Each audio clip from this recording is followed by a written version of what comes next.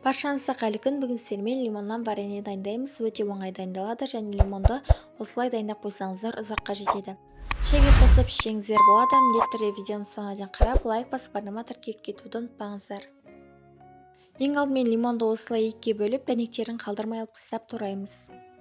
Ыдысқа салып, үстіне құмшекер сеуіп отырамыз. Сосын араластырып 15-20 минутқа құмшекер ерігенше қойып қоямыз. Мен 2 лимон пайдаланғандықтан құмшекерді азайтып саламын. Одан көп жасайтын болсаңыздар, апельсинге мөлшерін қалдырамын.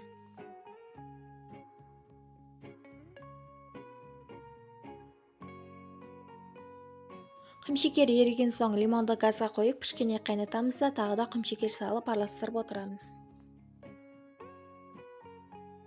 Менде лимон аз болғандықтан осы құмшекер жеткілікті. Енді варенье қайнаған соң алып, осындай банкаға құйып қоямыз. Осымен лимон вареньесі дайын болды. Шаймен ішсеңіздер жақсы үйлеседі. Лимон жақсы көретіндерге міндетті түрде ұнайтынына сенімдімін. Видеом ұнаса лайк басып, барнама тіркеліп кетіңіздер. Әлде көп рецептер болады.